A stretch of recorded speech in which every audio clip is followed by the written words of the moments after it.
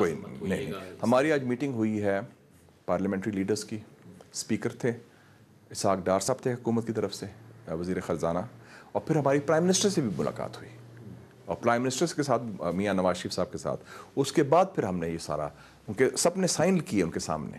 پارلیمان نے حکومت کو یمن کے مسئلے میں غیر جانبدار رہنے کے لیے کہا ہے, تو اب کیا آپ سمجھتے ہیں کہ اعلانیہ یا غیر اعلانیہ طور پر پاکستان کوئی فوجی مدد نہیں کرے گا سعودی عرب کی؟ ہم نے ہر مسلمان کاز میں جو مظلوم مسلمان ہیں, جن پر جارحیت ہوئی ہے یا جو ظلم کا شکار ہیں, ہم نے ان کی مدد کی ہے.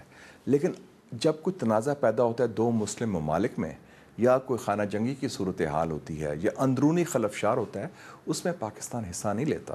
آپ کو یاد ہے 8 سال تک ہمارے پڑوس میں ایران عراق کی جنگ چلتی رہی, ہم نے اس میں بھی غیر جانبداری کا اظہار کیا تھا. اس 5 دن کی بحث کے دوران اکثر اراکین نے یہ شکایت کی کہ حکومت نے تمام تفصیلات اس معاملے کی ان کے سامنے نہیں رکھیں, جس کی وجہ سے کیا آپ نہیں سمجھتے کہ یہ فیصلہ سطحی معلومات کی بنیاد پر کیا گیا ہے؟ نہیں جی, ہمارے پاس اب تو کوئی ڈگی چپی چیز نہیں تھی. جو حکومت نے بیان دے دیا واضح دے دیا, اور پاکستان کی پارلیمنٹ نے بھی ایک واضح جواب اور واضح دے دیا. اور پارلیمنٹ کا جو جواب ہے وہ حکومت کا نہیں ہے, وہ ایک قومی اتفاق رائے ہے جس میں حکومت اور حزب اختلاف شامل ہیں. یہ جو ڈاکیومنٹ ہم نے ڈرافٹ کیا, جس کے ڈرافٹنگ میں بھی شامل تھا, ہم نے مل جل کے کیا, اور 2-2.5 گھنٹے ہمیں صرف ہوئے اس کے اوپر, بڑی محنت ہوئی.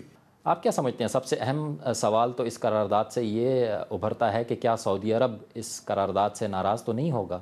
سعودی عربیہ کے ساتھ تو سر آنکھوں پر ہمارا برادر مسلمان ملک ہے, ہماری مدد کی ہے انہوں نے, اور ہمارا ایک کسی لیول پر موسم بھی کہہ سکتے ہیں. جب پاکستان کے نیوکلیئر ٹیسٹ ہوئے انہوں نے مدد کی, پھر پچھلے سال انہوں نے اتنی مدد کی, اور ہم نے بھی ماضی میں ان کی مدد کی. جب ان کو خطرہ تھا 80s میں, تو ہم نے اپنی فوج بھی بھیجی. 1991 میں بھی جب خطرہ تھا فوج بھیجی.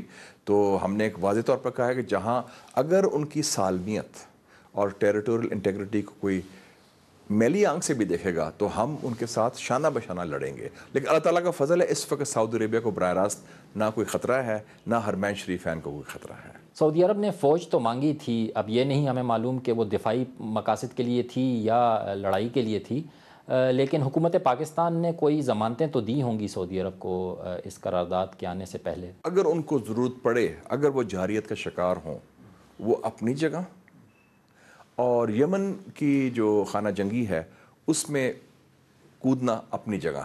ہمارا کام ہونا چاہیے آگ بجھانے میں, نہ کہ آگ بھڑکانے میں. تو آپ کیا خیال ہے آپ کا کہ دفاعی مقاصد کے لیے بھی پاکستان فوج نہیں دے گا سعودی عرب کو؟ ابھی تو کوئی ضرورت نہیں ہے, کوئی ایسا خطرہ نہیں ہے نا.